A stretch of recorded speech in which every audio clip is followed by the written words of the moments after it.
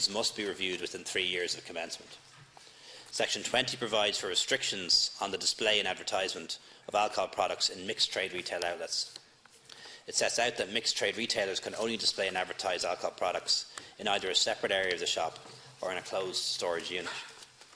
In addition to these two options, alcohol products can also be held behind the counter in a closed storage unit, as is often currently done for security reasons. The alcohol display area must be separated from the rest of the premises by a barrier. The alcohol products and advertisements for alcohol products should not be easily visible from outside the area, and the public should not have to pass through the alcohol area in order to access or buy other products. In addition, the alcohol display area can only display alcohol products and products related with alcohol, e.g. glasses, corkscrews, mixers, and alcohol-related products must also be available to buy elsewhere in the shop. If the option chosen is that of closed storage units, these units can only contain alcohol products and must be located adjacent to each other. Alcoholic products and advertisements for alcohol products cannot be visible from the storage units when closed, and the storage units must remain closed when not in use. Specialist off-licences in airports are exempt from these provisions. These provisions will come into effect 1 year after the commencement of the section. Section 21 empowers the Minister for Health to make regulations to prohibit or restrict a person from providing by sale or supply an alcohol product at a reduced price or fee of charge on the purchase of another alcohol product or another product or service, for example, buy one get one free offers. Providing by sale or supply alcohol products at a reduced price for a period of time equal to or less than 3 days, for example, happy hours or happy days, or messy Mondays. Doing or permitting anything that is intended to or likely to encourage the people present to drink alcohol harmfully. This includes anything done to promote a business or an event or an activity taking place somewhere other than an occupied private residence. From selling or causing to be sold alcohol at a reduced price or free of charge to a particular class of person, for example, student night offers. Advertising or causing to be advertised the sale, supply or consumption of alcohol products in the manner specified above.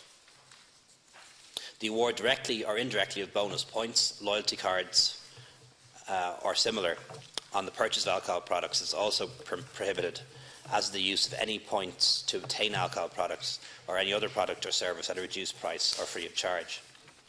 These provisions do not apply to alcohol products sold by wholesalers. The third part of the bill provides for enforcement and compliance and covers sections 22 to 29. Section 22 provides for the appointment of officers by the HSE and for the circumstances in which such appointments may cease. Authorised officers will be required to produce the warrant of appointment, and if so requested, when exercising any power conferred on him or her under the bill. Section 23 sets out the powers of authorised officers in enforcing legislation. Section 24 sets out the arrangements for sampling alcohol products, substances or articles by authorised officers. Section 25 provides for the Minister for Health to designate by notice in writing in the Airshifigul a laboratory and an analyst for the purposes of analysis of samples under the bill. Section 26 sets out the evidence required in proceedings for an offence and provides for the Minister for Health to prescribe in regulations the form of a certificate of analysis. Section 27 provides that an authorised officer of the HSE who has reasonable grounds for believing that a person is committing or has committed an offence under certain labelling and merchandising provisions may serve a fixed payment notice in the prescribed form on that person.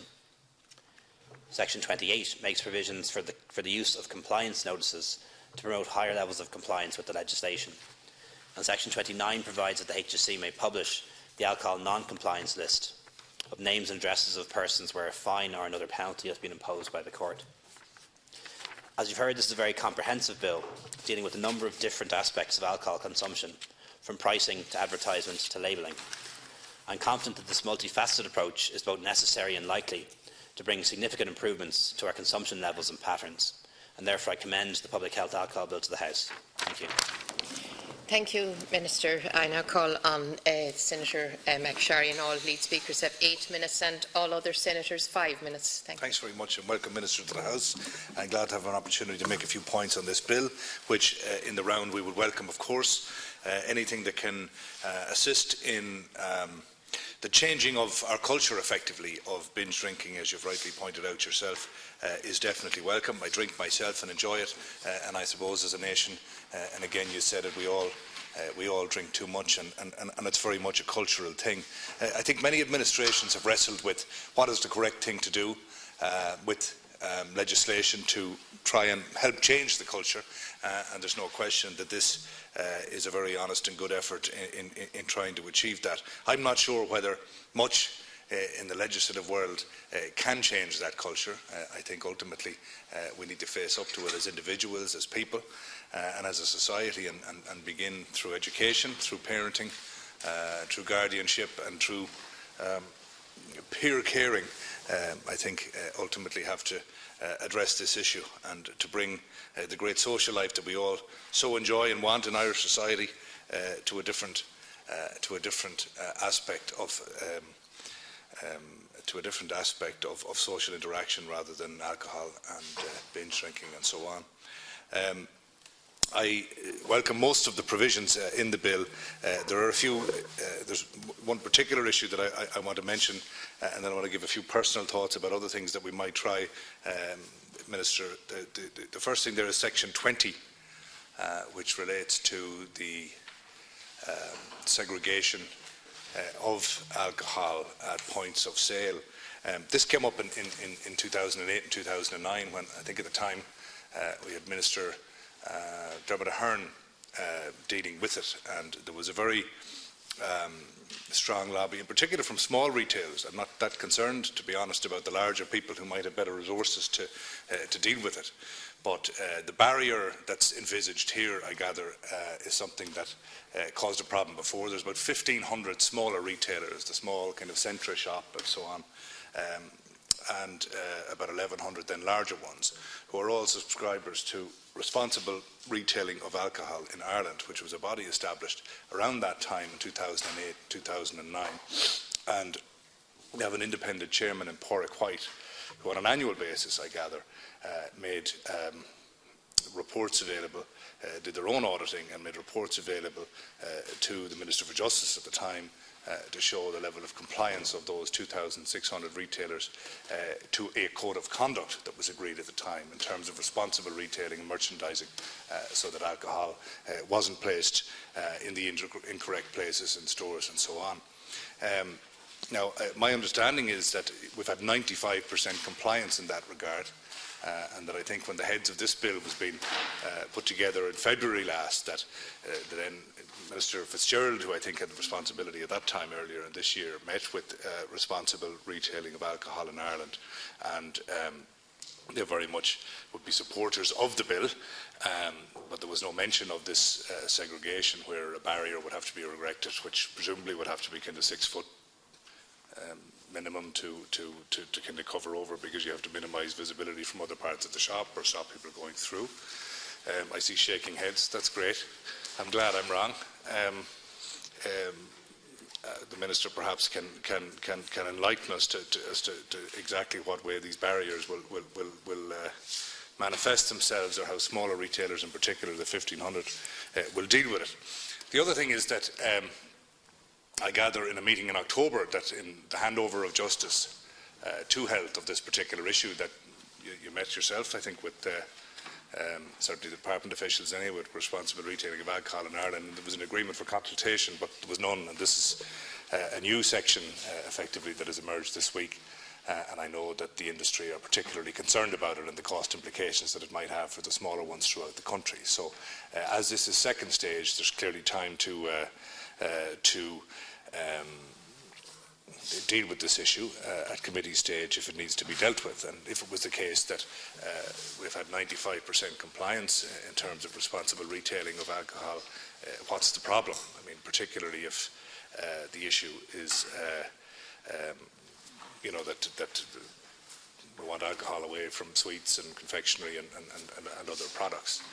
So, look, it's not to be against the spirit of the legislation at all. We all want the same thing, but I think this is something that has re-emerged from 2009, and I'm not just sure of the science that backs it up, quite frankly, and I do have concerns of the implications for the smaller retailers, some 1,500 of them around the country. So you might have a closer look at that if you could, and I would ask that you would make contact, your officials, with Responsible Retailing of Alcohol in Ireland, who can give you the benefit of their research, and as I said, through their independent chair, Porrick White, he's overseen the independent auditing of compliance in this regard. And I think that we may achieve the same or better outcomes without the necessity for expense. So I would ask that you could do that. In terms of minimum pricing and the advertising controls that you're bringing in, the health warnings that are required, these are all very important. I think that we've seen the success in things like smoking over the years, and how advertising has changed in that, and the benefits that has had in helping all of us, myself included, cut down or give up smoking. And I think they're all to be welcome. I do think, though, that the culture of alcohol consumption, I think, has deteriorated when people have started drinking more at home or outside controlled drinking environments, such as a pub or a dance-type situation. And while some people like to have the benefit of having a drink at home and not having to go out, I don't personally believe that it's a healthy practice. I think that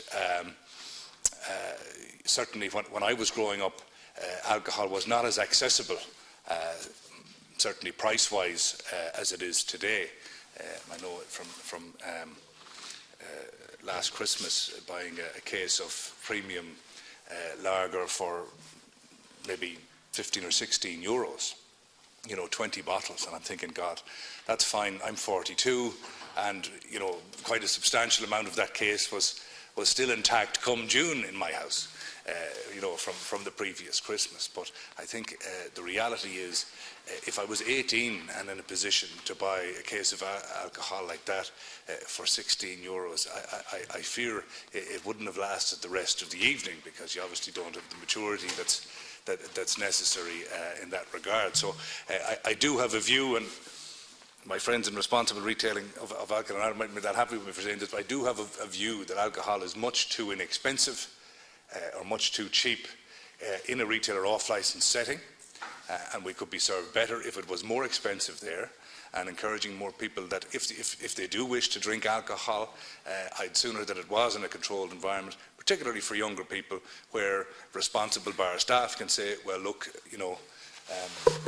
perhaps treble vodkas isn't the correct drink for you, or perhaps you've had enough for today, or perhaps you might come back and visit us next weekend, rather than the uncontrolled situation is there.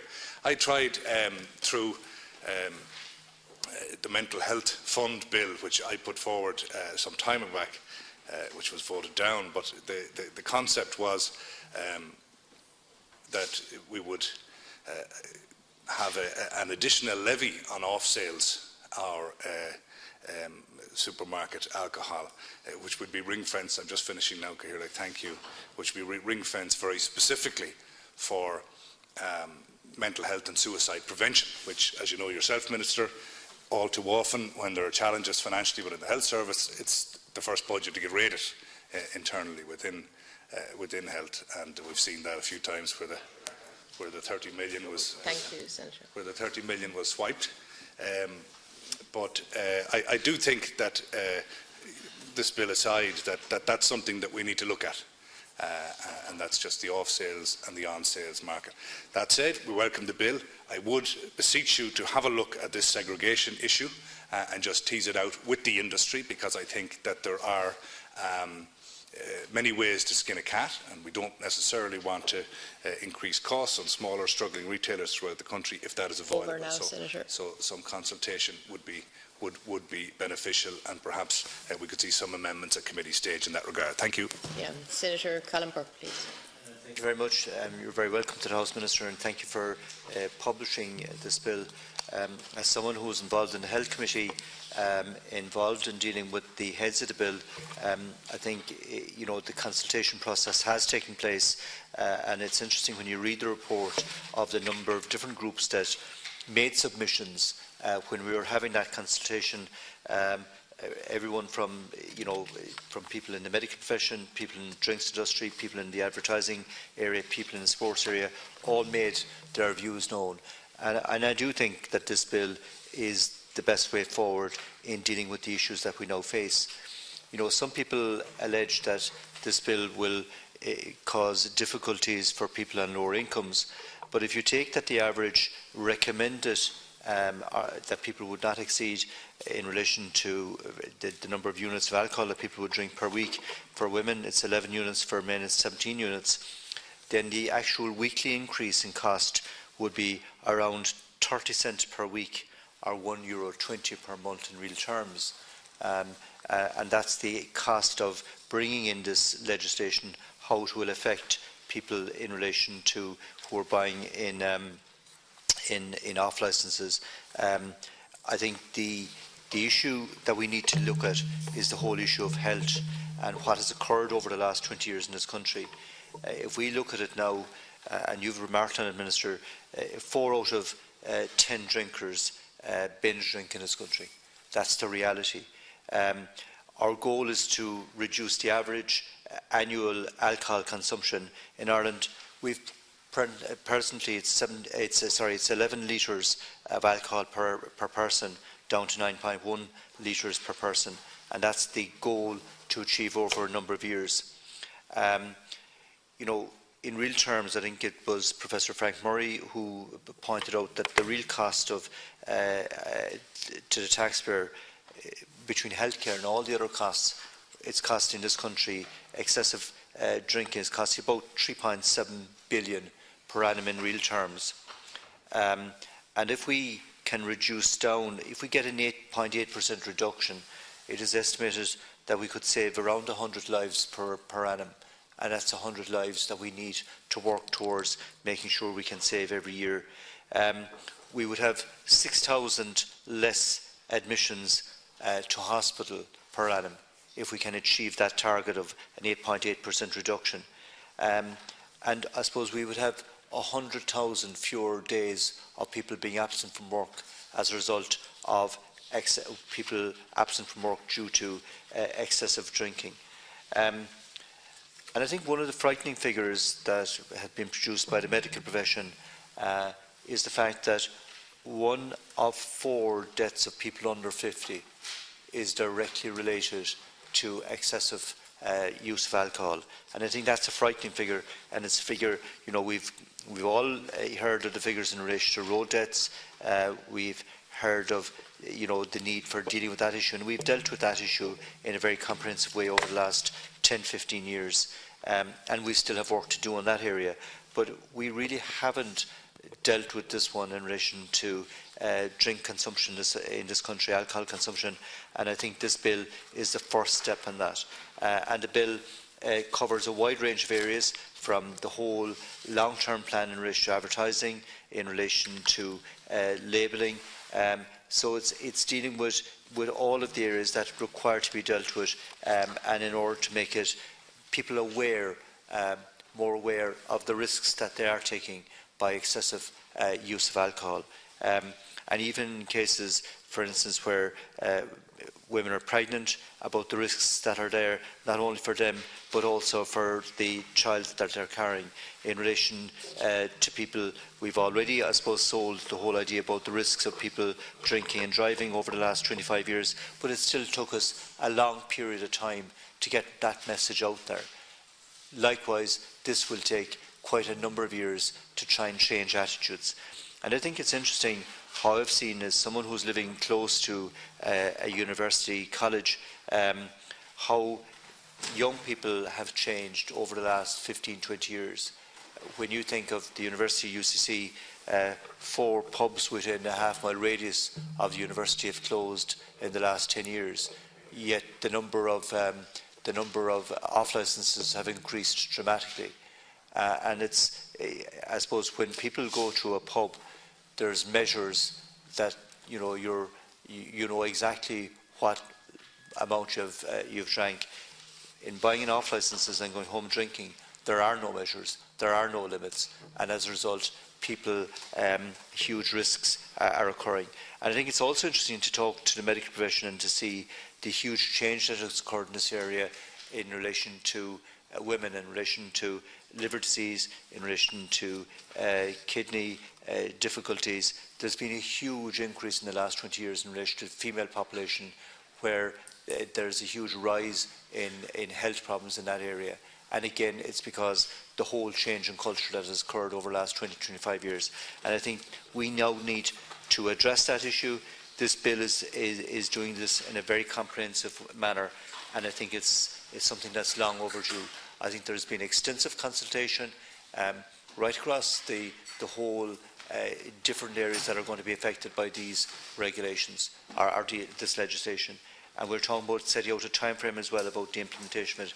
And I think the Minister is approaching it in the right way, and I think it's about making sure that we now progress this legislation, we implement it, and we carefully put it in place step by step to make sure we can get across that message about, yes, you can drink, but you don't have to be excessive drinking. And I think that's the important thing, and that health issues are an extremely important area, and we have a huge cost to the health service because, and even the simple issue like 2,000 beds are occupied in our hospitals today, even as we speak, because of excessive use of alcohol. Therefore, we have a priority in this area, and I think the Minister is right in bringing forward this legislation, and it deserves our full support. Thank you. Thank you, Senator. Senator Gillian Van Turnhout.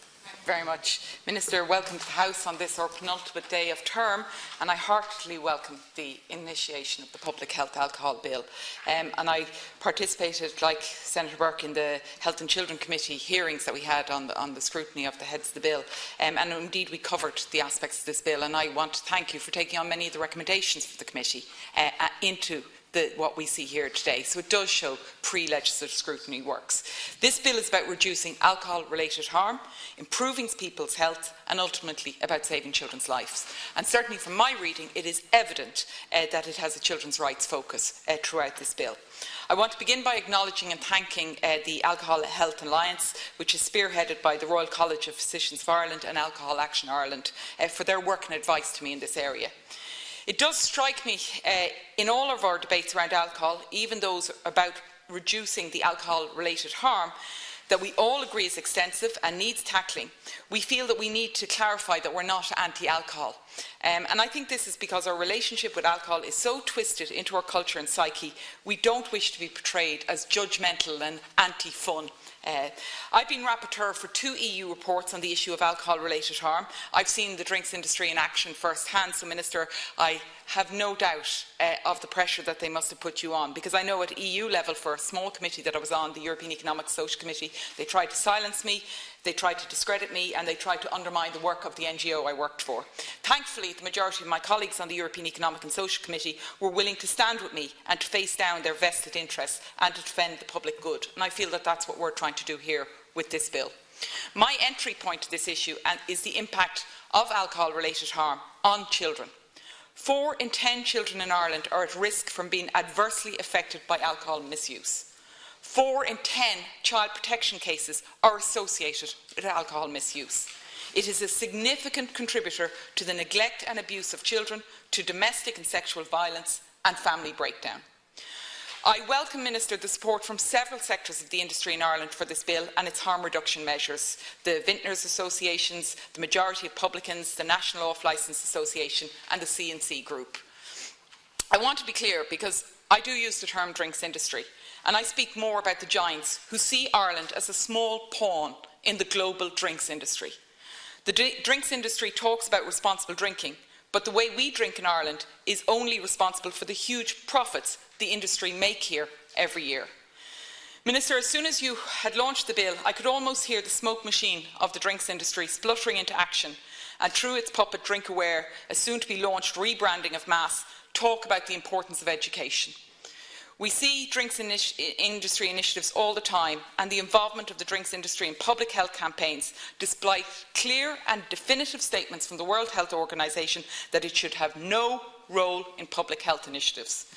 DrinkAware is funded by Diageo, Heineken and Irish Distillers, and earlier this year we saw them advertise for an education programme manager to head up an education programme targeting young people, parents and teachers. This is completely inappropriate. If I put it this way, who would entertain the idea of an education programme about the dangers of smoking being designed and delivered by an organisation that is funded by tobacco companies?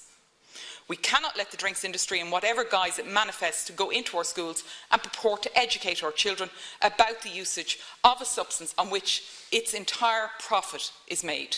And I do hope that the Department of Education will take a firm stance. I've tried to raise this issue several times in the Seanad.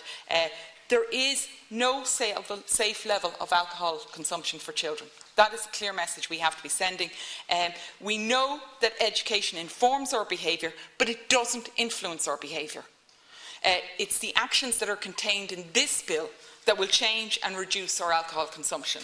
And I've no doubt that, as they've done in Scotland, the industry will go to court if it feels it can delay or frustrate the implementation of the bill. And in my opinion, Minister, that actually tells you that you're on the right track. You've got it right. Because I thought it was very interesting to see, if we look at the area of sponsorship and sports, and we see the research, for example, that's in the UK, where the drinks industry spent $800 million a year on advertising. It showed that children as young as 10 are familiar with and can readily identify alcohol brands, logos and characters from TV. Now, just to give that comparison, in many instances the recognition was greater than that was for non-alcoholic products that were actually targeted at children. So it tells me a lot. The study also provides new evidence that many children are familiar with the link between alcohol brands and sports teams and tournaments that they sponsor, and that's why I welcome the initiatives that you are taking, Minister. Obviously, you know my position. I'd love to see a full ban, but I welcome what you were doing in this area to try and reduce the impact on children. I thought it was very interesting that the days after the bill was launched, we saw a headline saying that the alcohol bill will undermine the Rugby World Cup. I can't see the evidence for this. We've seen the Rugby World Cup successfully held in France, who have a ban, and they made a profit. But maybe it made me think of FIFA, because FIFA have influenced their decision in Brazil. So where their championship has been held, Brazil actually has a law that says they don't sell alcohol in stadiums. But now we're having a FIFA law brought into Brazilian law to enshrine the right to sell beer. Surprise, surprise, Budweiser is a big sponsorship of FIFA. We saw the smoking ban brought in on sports, Minister. We were told it would be the end of golf championship. We'd never see championships such as the Carroll's Irish Open. That's been disproven. It can still happen. To get to the area, Minister, of minimum unit pricing, the difficulty, I suppose when I was looking at this, the reality is, if we all think of it, the alcohol strength over the past several years has increased greatly. So if we look at the strength of alcohol, whether we're looking at beer or wines, the strength has increased. And if I actually look at the pricing that you've done, Minister, in fact, this is something that is in the power of the drinks industry. If they reduce the strength of alcohol, we won't see the price increases. It's simple. They have the power. In fact, if you drink alcohol in pubs, clubs and restaurants, the introduction of minimum unit pricing will not have an impact on you. Okay? We're talking about the off-sales. In fact, if you drink alcohol purchased in supermarkets and consume it within the safe limits, you will pay 30 cents, 30 cent, a week. That's €15.70 over a full year is what minimum unit pricing will do. So really the difficulty is when people are drinking cheap, high-strength alcohol purchased in supermarkets and other retailers that they will notice. But we know that this is what is causing the most deaths, the most injuries, accidents and incidents. And I would recommend us reading the Sheffield University report, where we really interpreted the authors at the Health and Children Committee during the hearings. Because we know that minimum unit pricing does work. We've seen it work in Canada. The other area, Minister, I do welcome what you're doing in the areas of labelling.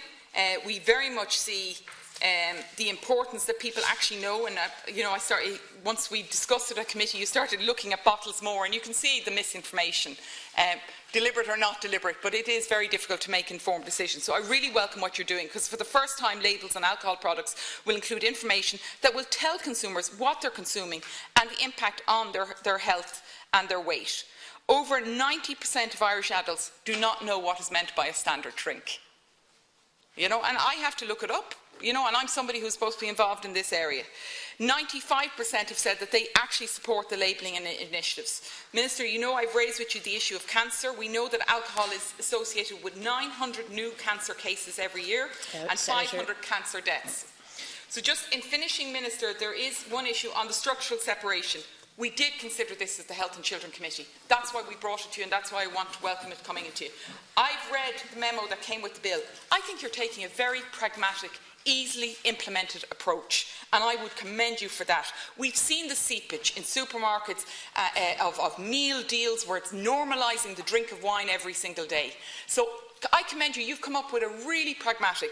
So at committee stage, we'll obviously hopefully get to tease out each aspect of the report. But, Minister, I just want to say well done. Also, the children's closing issue, we see the seepage on that issue throughout department stores. So well done, and well done on the bill. You have my full support. Thank you, Senator. Senator John Gilroy. Thank you, Dr. Kerlock, and welcome to the Chamber, Minister. I'm glad that the bill has come into the Chamber at last. It's very far-reaching, and you're to be commended for your diligence and doggedness in pursuing the measures that you propose in the bill. To find that we are in the top 5 countries in Europe for alcohol consumption is no surprise.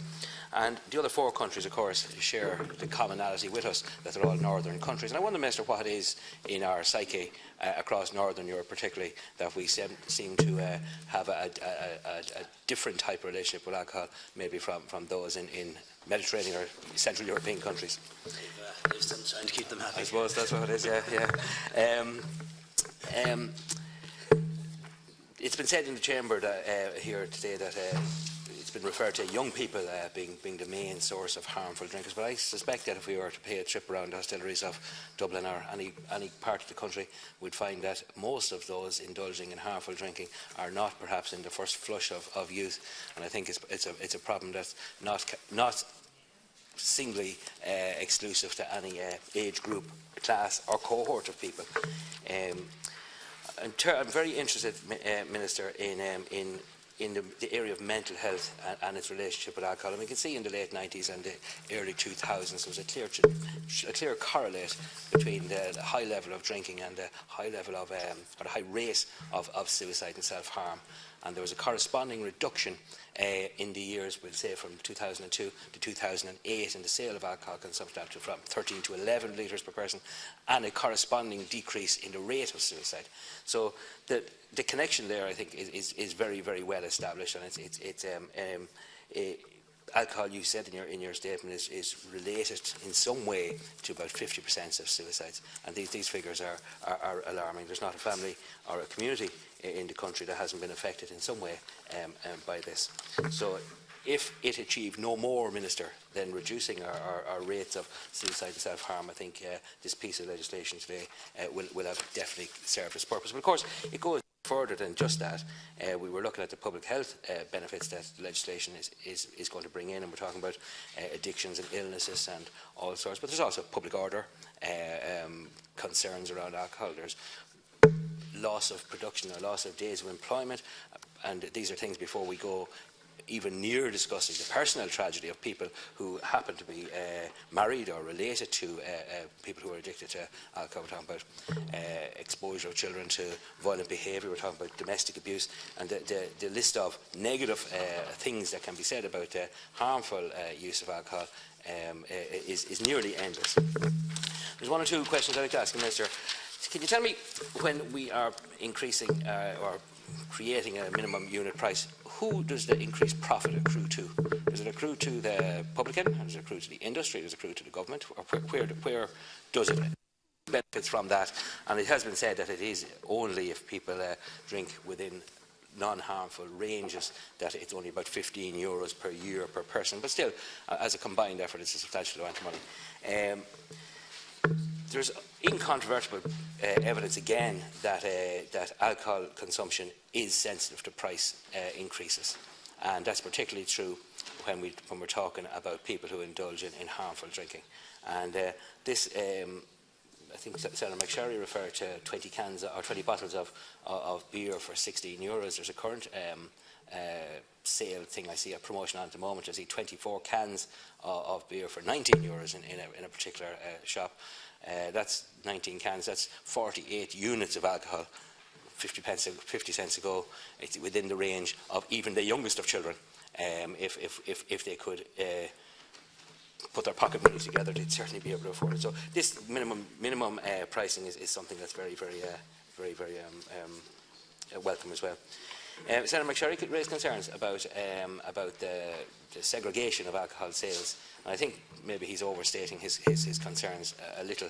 The segregation in most shops is not done by 6-foot walls or electric fences. It's done fairly reasonably and can be done fairly reasonably. And of course, again, any cost implication for the retailer is probably offset by the increased profit he's going to make if the profit does accrue to him in that. So I think that the concern there is overstated.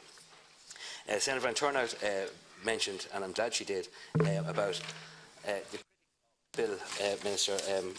I heard a doctor speaking on one of the radio programmes last week when it was first published, and he was saying that the drinks industry were lagoning the fact that there wasn't a greater emphasis put on education with regard to in the legislation.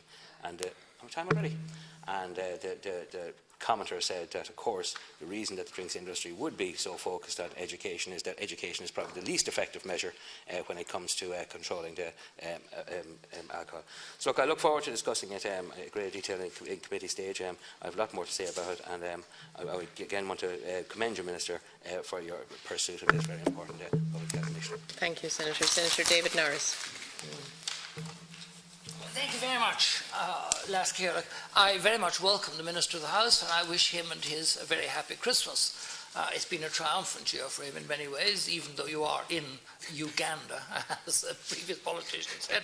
At the time, Angola, I bet, well, they're all the bloody same, they're all messes.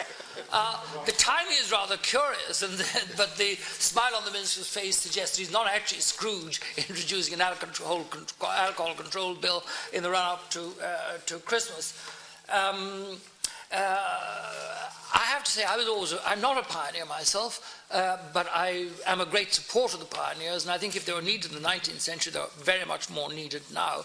I live in the north inner city, and I see the devastating impact of alcohol on people who really cannot afford it.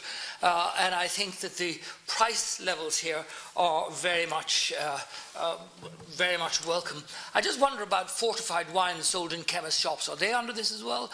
And things like, what always used to amuse me was seeing the derelicts drinking Mary Celeste sherry, you know, with the image of the haunted and sinking ship as they collapsed on the ground. But in the introductory and explanatory memorandum, the Minister's advisors say very correctly that alcohol is no ordinary product. It certainly isn't. It's unlike any other. It has major public health implications and is responsible for a considerable burden of health, social and economic harm at individual, family and social levels. This is absolutely true. I received a briefing, as many other people did, I'm sure, from the Royal College of Surgeons in Ireland, and almost the first thing they say is that alcohol-related disorders accounted for 1 in 10 first admissions to Irish psychiatric hospitals in 2011, and alcohol is the leading cause of cancer in Ireland. I think a lot of people don't realise that. The link between alcohol and cancer. I had a liver transplant about a year and a half ago. I asked them whether it was related to alcohol, because I used to sometimes go off on a skite. And I wondered if it could have any, and they said no, it was related actually to an earlier incidence of hepatitis that I got from water in Budapest. But I think it could have been. And I think a lot of people in the ward that I was in after I had the operation, they certainly were taking a lot of alcohol. A quarter of all injuries presented to accident emergency departments are alcohol related. It's a factor in suicide, domestic abuse and accidents.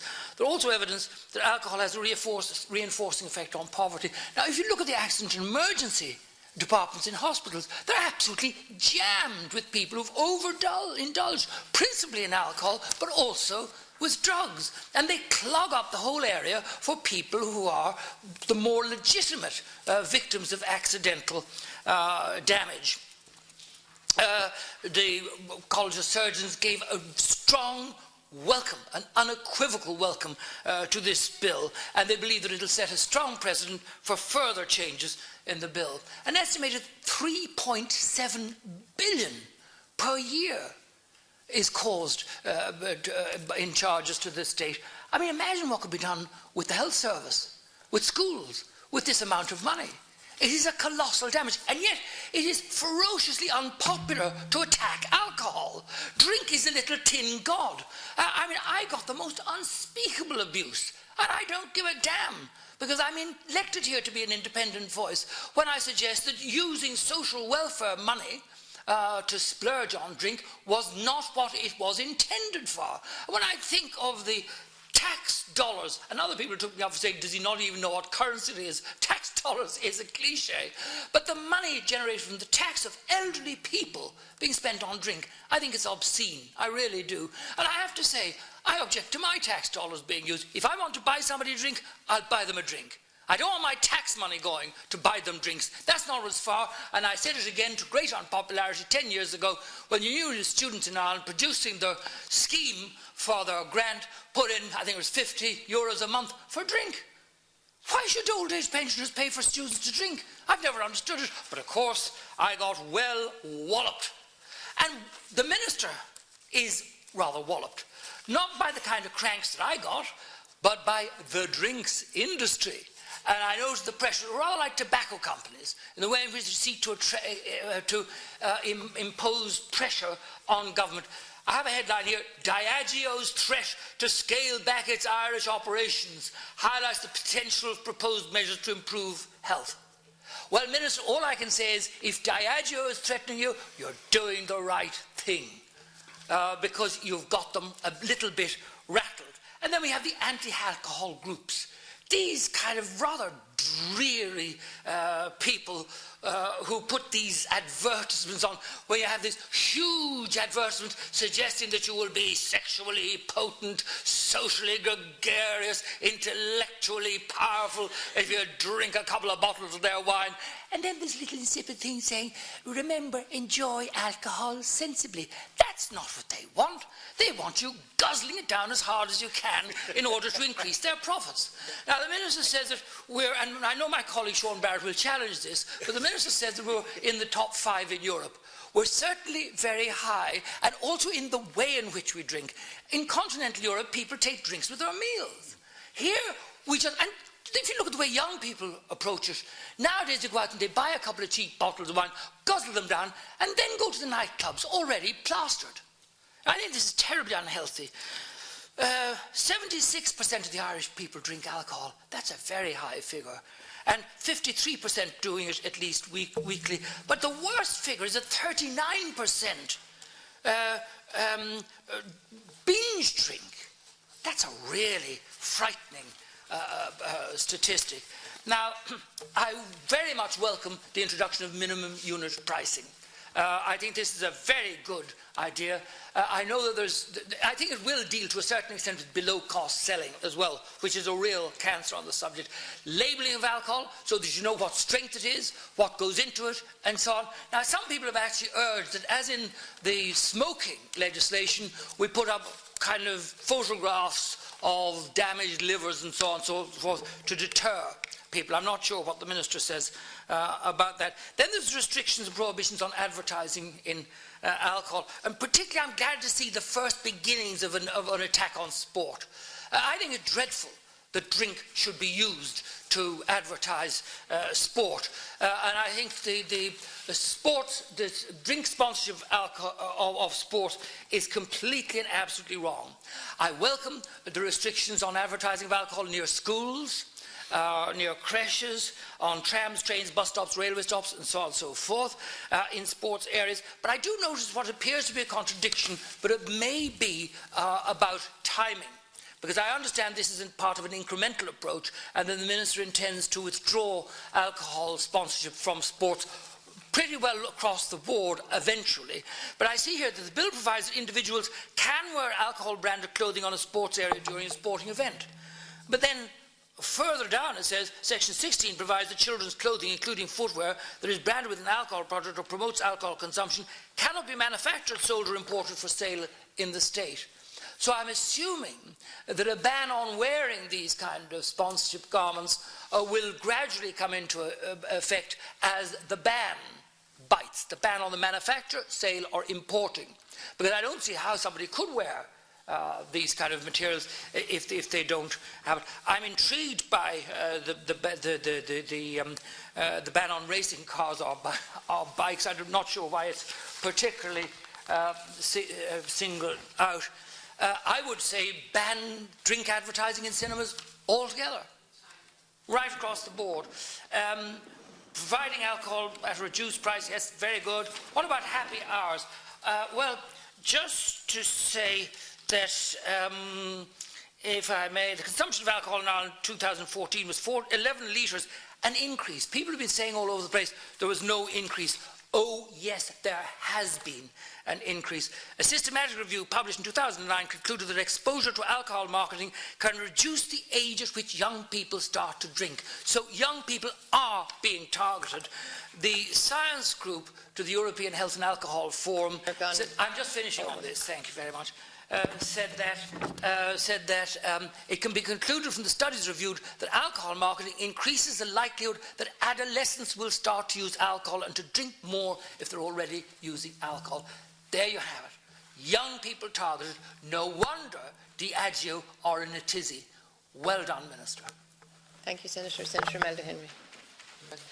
Minister, I want to welcome you to the House. I'm not going to repeat what many senators said. I have spent the last 4 years in this House asking for this legislation in particular, and I'm very pleased. I want to congratulate you, Minister, for your commitment to this legislation, and I do want to congratulate the Government because we have been waiting a long, long time for this legislation. Just in relation to one aspect that Senator McSharry said, code of practice, that's a thing of the past. You have to legislate. It's not going to be that expensive to put a barrier in a shop to segregate alcohol from other products. I don't think it's an issue, and I just don't want to hear that again in the House, because this legislation you've covered every angle, and we know that the availability of alcohol and cheap alcohol has caused many problems in this country. Particularly last Sunday, I have to say, maybe after publishing the bill on the 8th of December, I think it was, I did notice the ads in the Sunday Independent. I actually was quite shocked at the slabs of drink and the price that they're being sold at. But just one thing I do want to mention, because I did overhear two ladies speak at the weekend, and they were giving out about that the price of wine is going to go up in the supermarket, and she did say, well, look, we'll be up the north again. I do want to say that you did, when you published the bill, that you did say that the legislation in Northern Ireland would happen at the same time. I think that's hugely important, Minister. I live in a border county, and I know many years ago, and it wasn't just for alcohol, but a lot of people did go up shopping for the north, and it had, a huge impact on businesses and border towns. Anyway, before I sit down, really am so pleased, and thank you so much for your genuine commitment to this legislation. Thank you, Senator. Senator Susan O'Keefe. Thank you, Les Cathaoirleach. Minister, you are welcome to the House, and indeed, as my colleague Senator Henry has just said, your commitment to this bill is also very welcome. I believe this should really be a day that we recognise as the beginning of a change in our whole attitude, our whole culture of praising alcohol, of welcoming alcohol, of encouraging people to have another drink, of encouraging people to celebrate with alcohol. We need to change that, but that takes an incredibly long time. And so anything that we can do that begins to reframe the way we talk about alcohol, the way we think about alcohol, and the way we treat alcohol is very welcome indeed. I know, Minister, that, as I say, you can't go out and change entirely the way people view alcohol, and that takes a long time. Cultural change is slow. But some of the aspects of this particular bill should contribute to that change, particularly in relation to sponsorship where alcohol is used. I think in relation to sport and to musical events, there are two very large areas of our lives where people go to enjoy and have a good time, to compete and to pay money for tickets for things. To then have that associated always with alcohol is a dangerous thing indeed. And I would have been for a long time. I remember doing some research quite some years ago when the French authorities decided to ban advertising in sports grounds, around the actual pitch. And they had done their research, and they believed that this was the beginning of something different, where you are taking the emphasis away from alcohol. And I remember having a conversation with a key marketing person from one of the big drinks companies, who said, yes, but you don't understand, we reinvest a lot of our profits in supporting sport. And that was the reason they gave. You know, it's a good thing that clubs get sponsorship from alcohol. Well, I couldn't disagree with him more.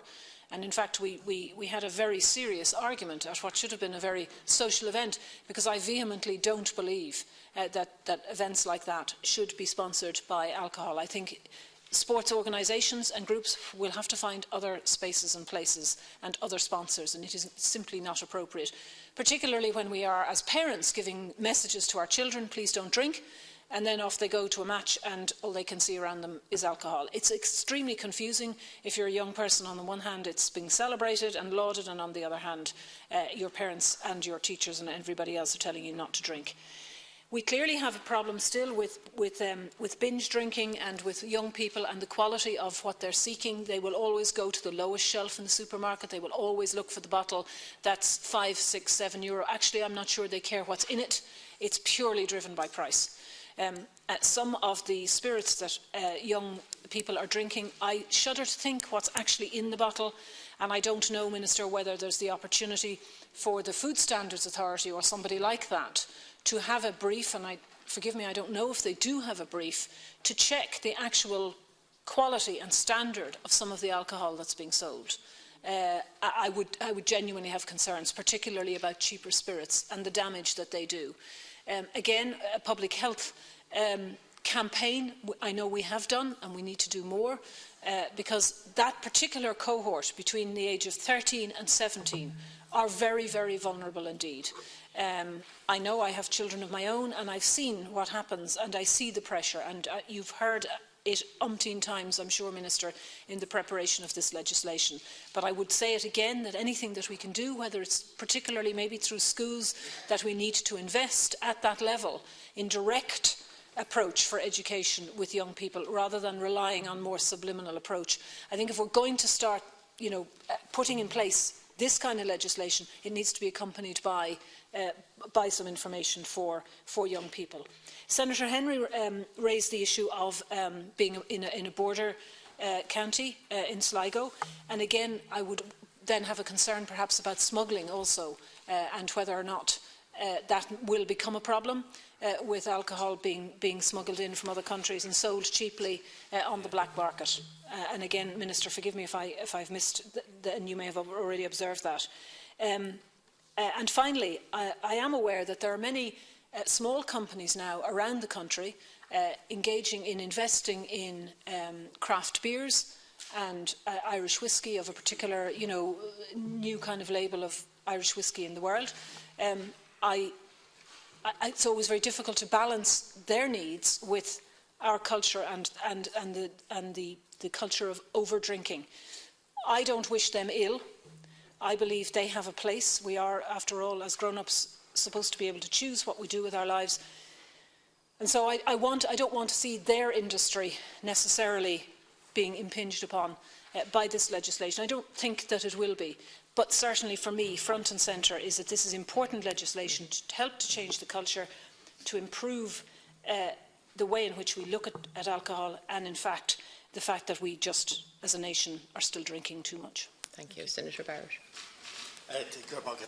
Welcome to the Minister, and I second what Senator Norris said about the splendid year the Minister had and his great celebrations of the constitutional referendum. Now, looking at the bill before us, this is what we should do. I think this debate might belatedly be informed by some of the facts. The Sheffield study is simulated on page 32 of the Library and Research Service supplied to members. If you implement the minimum pricing, I'll read it out for you, overall revenue reduces by 34.4 million to the Exchequer. Retailers will gain 69 million in the off-trade and 9.3 million in the trade and pubs. So we're talking about changing retailing. I didn't come into this House to make retailers 69 million better off in the off-trade and 9.3 million better off in pubs, or to take 34.3 million out of the Exchequer. So let's read what's in the legislation and what we're doing here. We're making a commodity dearer and the industry gets to keep the money. How does that advance anything? Now, it's premised on Ireland being some kind of a Father Jack kind of society. In fact, alcohol consumption per head in Ireland, and I rely on Alcohol Ireland, one of the lobby groups against the misuse of alcohol, it has fallen from 14 down to just under 11 since 1994. So we're actually addressing a world that's about 20 years out of date to the reality of Ireland. And you think that the huge reduction in drink-related crime, drunk and disorderly, down 36% since 2009. Drunk driving, much less serious. If we manage to get Irish consumption down to 9 litres, it will be the lowest of any country in the European Union. Our 11.9 is about halfway down the list. I can give you a whole list of countries where it's in excess. 16.2 Lithuania, 12.9 Romania, 12.4 Hungary, 14.1 Czechoslovakia, 12.5 Slovakia, 12.5 Portugal, 11.5 Poland, and UK 12, France 11.6, Germany 10.9, the same as us. So we've built up a stereotype of this country, not taking into account what's actually been happening, and we've ignored the analysis that's there of what happens when you introduce minimum pricing. Of course, people are going to go across the border. And of course, the industry is absolutely delighted, because instead of giving the money to Minister Varadkar and Minister Noonan and Minister Howland by increasing excise taxes, we're giving the money back to the sector which caused this problem. I don't know how you solve a problem by making the producers richer. And I think we've got to get away from all the language on this. One of them is binge. Binge is defined by the World Health Organization as 3 drinks. Looked it up in the dictionary, it's a binge or spree. Imagine a shopping spree where somebody came back with 3 items. Wow, really good spree, you know. So let's get the facts right behind this. I'll be certainly putting down stacks of amendments, because what I see here, I think, is outdated, based on numbers going around the place which very often don't stand up to appraisals. So I would look at, and we will also await, I think it's on the 23rd of December, what the decision of the European Court will be on this. There is an Advocate General's sort of balanced judgment, probably slightly favouring the Minister in going ahead with this, but other people would interpret it differently. If the object of this is simply to change retailing from one place to another, from low cost to high cost, I think it may well be turned down by the European Court. We'll see on the 23rd. And by the way, the model that people are eloquent and sober and brilliantly performing in pubs and suddenly go a bit nuts when they go home, that's a bizarre way to defend drinking in pubs. I think you can make the case the opposite. Most people are more sober in their own houses than they are in pubs. But if people want to make that case, it's special pleading on behalf of pubs and on behalf of off licences. I say that's not what I'm here in this house. So I think there's a lot of material that could be usefully studied in what the research service has provided for us, dated on the 16th of December last. And the previous document on number 5 of 2009, when this issue was around again, would cast doubts on a lot of the other measures that are in this legislation. They give zero effectiveness to voluntary codes of bar practice, zero effectiveness to promoting alcohol-free activities, zero effectiveness to alcohol education in schools, zero effectiveness in college students' education, zero effectiveness to public services messages and to warning labels. So what problem are we addressing? You know, aggrieved off-licences, aggrieved public houses because people have changed the retail pattern, and aggrieved industry because we've cut our consumption from 14 down to 10.9, about the middle of the European thing. And I certainly feel aggrieved that the Father Jack image of Ireland is promoted in the discussion on this. Let's have the facts. I've lived in a number of countries. I don't see Ireland as an excessively alcohol-consuming country. We should be trying to live down that reputation rather than reinforcing it. But we'll see what happens in the court case on the 23rd. But I think we could get carried away on a wave of irrationality in relation to this. What we're doing is giving a substantial transfer from supermarkets to off-licences. I have no interest in that. Let the retailers fight it out themselves. and ditto in regard to public houses. But there will be less money in the Exchequer if this works, and that is on the page that I mentioned, page 32 of the recent evaluation by the Library and Research Service. Okay. So I would caution, do be careful. We could end up spending a lot of money and accomplish absolutely nothing, because I think the younger generation in Ireland has already moved away from the world of 1994 substantially, and the international data confirms that. Thank you, Senator.